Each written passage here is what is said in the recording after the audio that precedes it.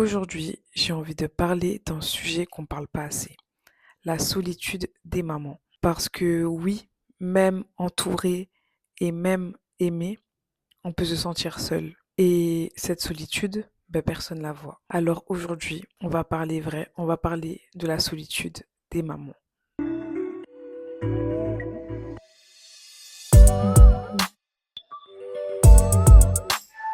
Beaucoup pensent qu'une maman n'est jamais seule parce qu'elle a des enfants. Alors je tiens à rappeler que en fait, être entouré physiquement ne veut pas dire être entouré mentalement. En fait, j'ai l'impression qu'on romantise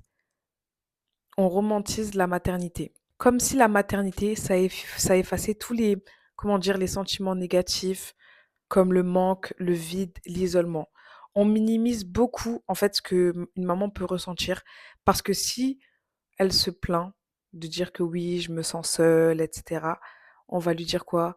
T'es égoïste, t'es ingrate, euh, t'es tout le temps négatif, t'es jamais contente. Et du coup, je pense que c'est pour ça qu'on n'extériorise pas notre solitude et le besoin d'avoir des personnes et d'être entouré. Et forcément, on entend souvent, ah ben t'as eu des enfants donc t'assumes, comme si, encore une fois, ce que je disais, être maman, effacer nos besoins humains, nos émotions, nos manques. C'est vrai, quand on prend un exemple, on passe une journée à faire beaucoup, beaucoup de choses, on va au travail, enfin, on commence par le début.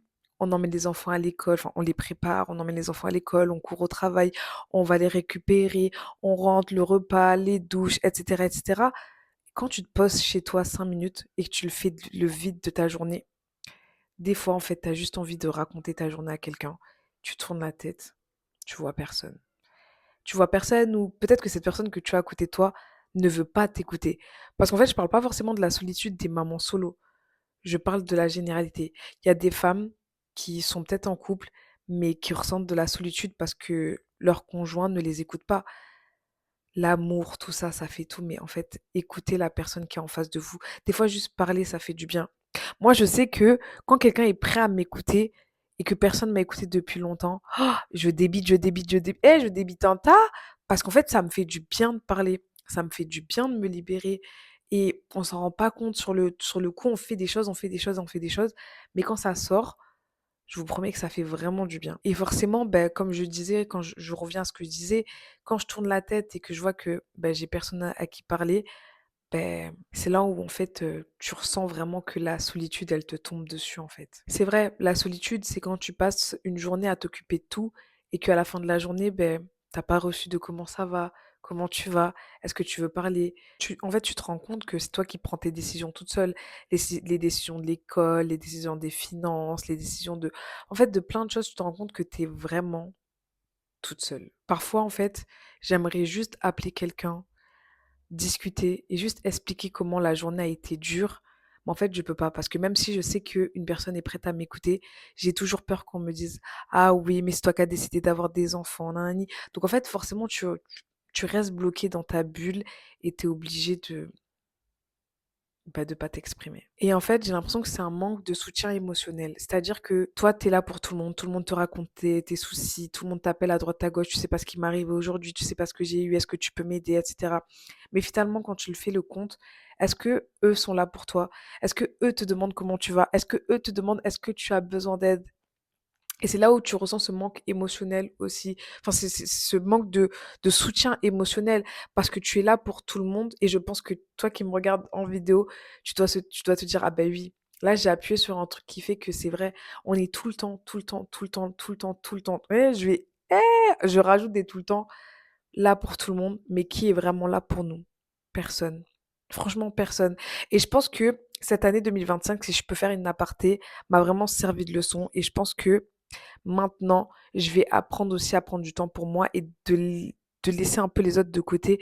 Parce qu'en fait, à trop vouloir aider tout le monde, en fait, j'ai même pas de suite à ce que je voulais dire, mais comment dire, enfin, je trouve que c'est quand même hallucinant que nous, on aide les autres et que personne nous aide alors qu'on est peut-être les personnes qui ont le plus besoin d'aide. Est-ce que vous comprenez ce que je veux dire? Et ouais, non. Non, c'est juste pas possible. On a notre vie à gérer, on a, voilà, nos problèmes, on va dire, je parle pas de problèmes dans la vie de tous les jours, mais de nos problèmes, je sais pas si je peux dire, ouais, genre, émotionnel et de devoir aider les gens. Alors oui, mais en fait, on demande rien en retour, mais un minimum quand même. Et la charge mentale qu'on porte seule, de devoir tout gérer toute seule, et cetera, bah, c'est forcément une solitude que personne voit. Personne ne peut voir. Parce qu'il y a forcément un moment où tu craques, un moment où tu pleures, un moment où tu te vides en fait. Et est-ce que quelqu'un le voit? Non. Donc c'est comme si ça passait inaperçu et le lendemain, bah, tu recommences une journée comme si de rien n'était, tout va bien. Et puis ça recommence, tu craques. Et en fait, c'est un schéma répétitif, c'est une spirale en fait. Si on pouvait revenir à la réalité, la solitude des mamans, pourquoi on n'en parle pas? Pourquoi on s'exprime pas nous-mêmes? Parce qu'on a peur d'être jugé. On a peur de passer pour des ingrates. On a peur, tout simplement. On a peur aussi de passer pour faible, en fait. Comme je le disais, il y en a beaucoup qui sont en couple, mais qui peuvent se sentir seuls. C'est-à-dire qu'il y a aucun... Il y a peut-être le physique qui est présent, mais émotionnellement et mentalement, ben, la personne d'en face est absente et je peux garantir que tu te sens seul, en fait. Et comme je parle toujours de la société, comme je dis, idéalise beaucoup la maternité. On montre les rires, les joies, les rigolades, enfin, que des moments positifs, mais à quel moment on montre la réalité des choses où on peut pleurer, on se sent seul, le silence, le manque d'un soutien, le manque d'une présence. À quel moment, en fait, ils nous apprennent à faire face à ça? Jamais, jamais. En tant que maman, on sacrifie ben, les sorties, les rencontres, les opportunités. Petit à petit, en fait, on s'isole. Et du coup, après ça, ben, la solitude, elle prend place et ça devient une normalité. Donc après ça, c'est difficile de garder un lien social. La solitude des mamans, c'est pas un défaut, c'est pas un manque d'amour. En fait, c'est juste les conséquences d'un rôle où on donne beaucoup, beaucoup, beaucoup trop.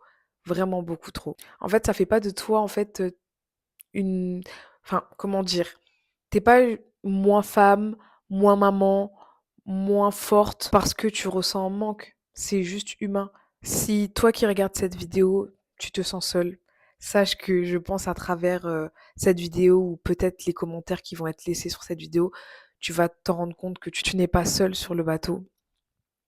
On est beaucoup et je trouve que c'est important d'en parler. Et c'est pour ça que j'essaye de créer une safe place dans mes vidéos. On parle de sujets qui sont, je dirais pas tabous, mais des sujets qu'on parle pas souvent ou qu'on parle pas beaucoup et qui font du bien entendre. Donc voilà. C'était Samidja et on a parlé vrai.